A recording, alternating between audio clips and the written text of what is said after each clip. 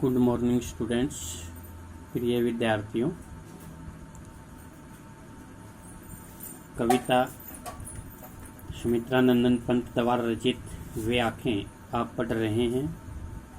इसमें आपने भाग 1 में किस प्रकार से पढ़ा कि सुमित जो किसान है बेटा, उसके मन में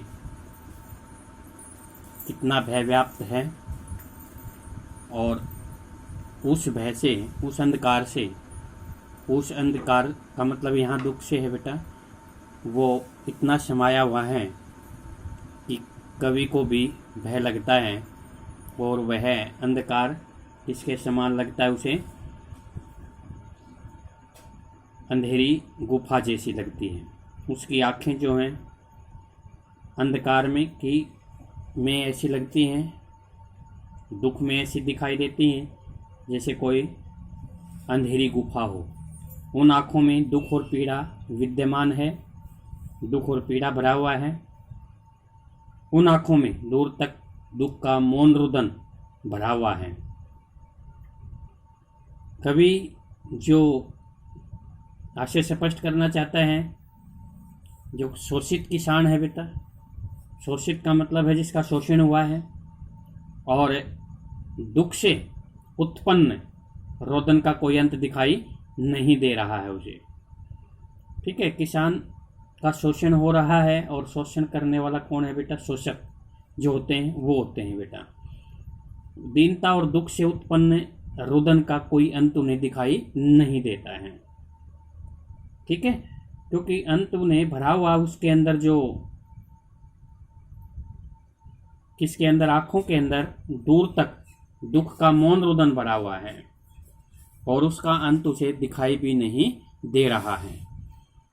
तो आगे बताया था कि कवि ने दोबारा से ये कहा है कि आज भले ही वह किसान आज़ाद हैं और इस आज़ादी का अभिमान उसकी आंखों में भी दिखाई देता है, लेकिन उसकी दारुण दशा में कोई सुधार नहीं आया है।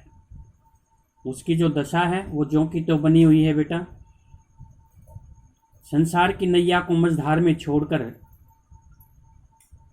किनारे के समान बहकर दूर खिसक गया है। अर्थात संसार जो हो स्वार्थी है और उसने किसान को बीच मझधार में छोड़ दिया है और स्वयं किनारे लग गया है। स्वतंत्रता के बाद भी समाज के दुख दर्द की कोई चिंता नहीं है। वह अभी भी दुख और निराशा के कारण परेशान है। उसकी दशा में कोई सुधार नहीं हो रहा है और वह अभी भी दुख और निराशा के कारण क्या है बेटा? दुखी है, परेशान है। जब उस जिन खेतों को उन्होंने लहराते हुए खेतों को जब वो देखता है तो उसने को याद आता है कि उसने इन खेतों में ही खून पसीना एक करके इन्हें सींचा था, और जो अब फसल लहरा रही है वो उसकी कड़ी मेहनत थी, अच्छी बात थी, लेकिन अब उससे उनको क्या कर दिया बेटा? बेदखल कर दिया है। उन लहराते खेतों का सपना अब केवल उसकी आंखों में ही समाया हुआ है। ठीक है, केवल वो उसकी आंखों में ही समा गया है, वो लहराते हुए खेत जिनसे उसको बेदखल कर दिया है, अर्थात उसको हिस्सेदारी से निकाल दिया है, अलग कर दिया है। लहराते हुए खेतों की फसलों में प्रत्येक तिनके में किसान के जीवन की हरियाली झलकती रहती थी और वह अपनी हरी भरी फसलों को देखकर बड़ा खुश होता था बेटा। लेकिन वे खेत अब क्या हो गए हैं बेटा? उससे छीन लिए गए हैं।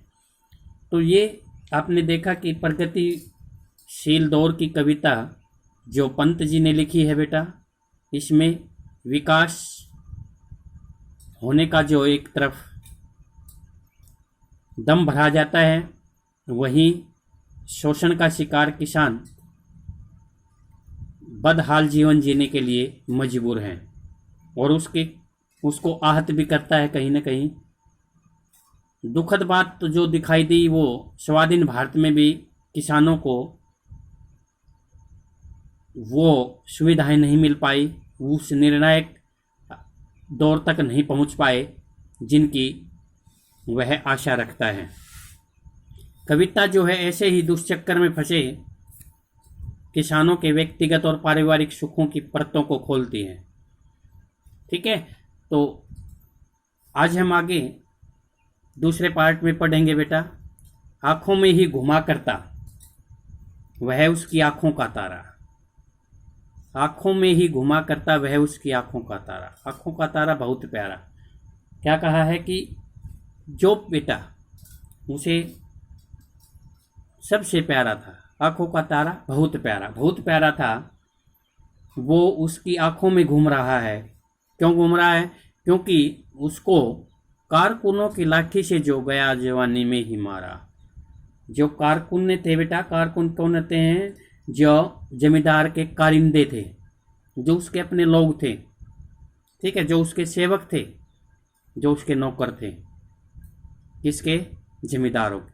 बड़े जमींदार के जो नौकर थे, महाजन के जो आदमी थे, उनकी लाठी से वह जवानी में ही मार दिया गया था। अर्थात कारिंदे होते हैं, जो जमींदार के कारिंदे हैं, उन्हें लाठियों से पीट पीट कर उसको जवानी में ही मार दिया था। ठीक है, तो वह जो दृश्य है जिससे वो जवानी में ही इसके बेटे को ख़त्म कर दिया था बेटा, वो दृश्य आज भी उसकी आंखों में घूम रहा है, क्योंकि वह उसकी आंखों का तारा था। किसान का वह पुत्र जो उसकी आंखों का तारा था, जो उसे बहुत प्यारा था, उसे जवानी में ही जमींदार के कारिंदों ने लाठियों से पीट पीट कर मार दिया था। और वह क्या है, अब उसकी आंखों में ही घुमा करता है। अब वह उस बेटे का चित्र उसकी आंखों के सामने ही उसका वध कर दिया था, उसे मार दिया था जमींदार के कारिंदों ने। तो वह दृश्य अब उसकी सुनी आंखों में घूम रहा है बेटा। ठीक है, तो कवि ने जो शोषक जमींदार हैं बेटा, जो शोषण करने वाले जमींदार हैं, उनकी निर्दयता का पर्दाफाश किया है। ठीक है, और ये दिखाया आंखों का तारा, जो मुहावरा दिया है बेटा, इसका अर्थ होता है बहुत प्यारा। ठीक है, इसका सफल प्रयोग उसने किया है। तो इस प्रकार से ये दिखाया कि वो दृश्य जिसमें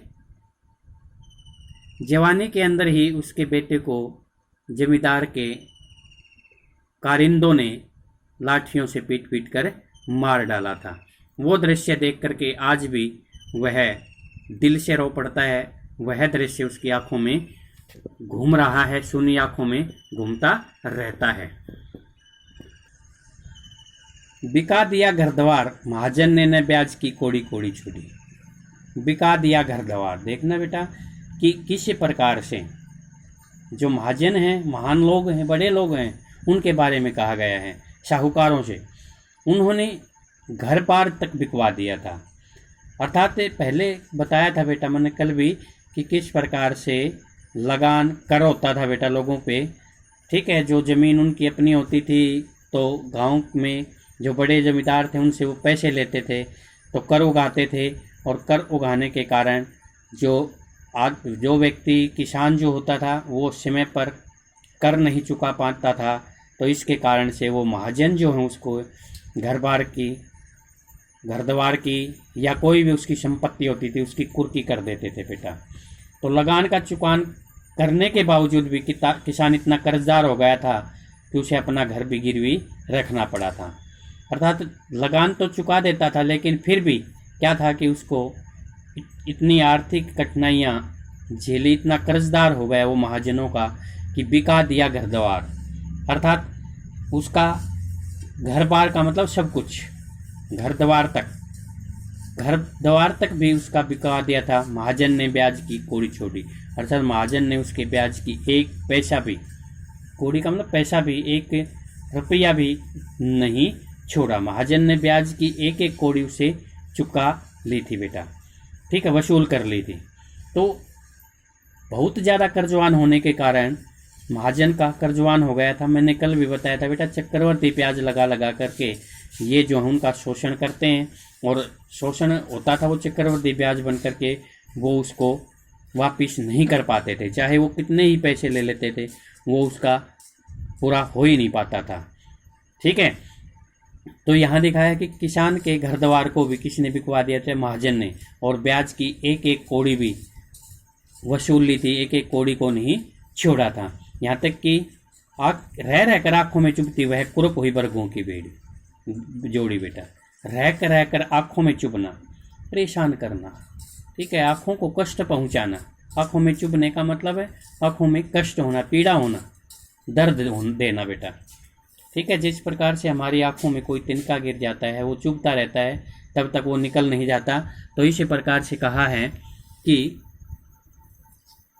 क्या कहा है कि उसकी आंखों के अंदर वह चुभ रहा है। कौन सा बेटा, क्या चुभ रहा है?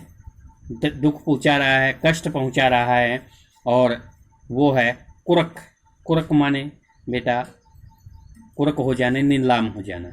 बरघों की जोड़ी, बैलों की जो जोड़ी थी बेटा, उसके पास जो एक बैलों की जोड़ी थी वह नीलाम कर दी गई थी। नीलाम का मतलब तो आप जानते हैं बेटा, जब वह कर्ज नहीं चुका पाया महाजन का, तो क्या हुआ कि घर द्वार भी बिकवा दिया, ब्याज की प्रत्येक कौड़ी जोड़ करके जोड़ी वसूल कर ली थी, और उसकी बैलों की जो जोड़ी उसके पास थी उसको भी नीलाम कर दिया था।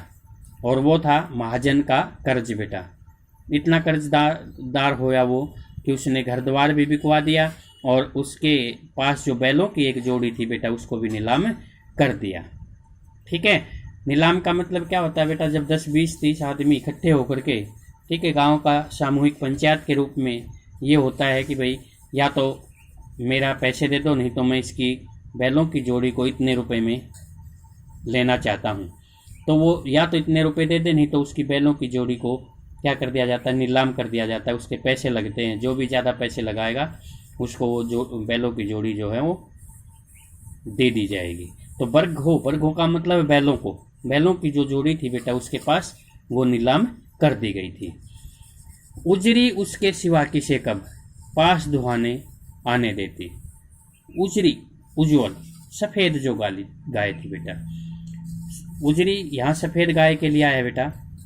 उसके सिवा किसे कब, अर्थात उसके पास एक सफ़ेद रंग की गाय थी, तो उसको धोने के लिए, उसका दूध निकालने के लिए वह किसी को अपने पास नहीं आने देती थी सिवाय किसान के, ठीक है। किसान के अतिरिक्त तो किसी अन्य को अपने पास नहीं आने देती थी, दूध निकालने ही नहीं देती थी।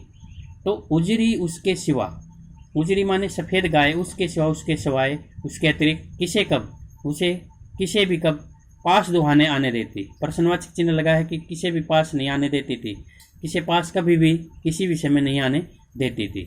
तो वो भी देखना, आंखों में नाचा करती उजड़ गई जो सुख की खेती। माने दुख का प्रतीक है बेटा। तो क्या कहा है कि शोषण के कारण वह गाय भी किसान से छीन ली गई थी, और आंखों में नाचा करती उजड़ गई जो सुख की खेती।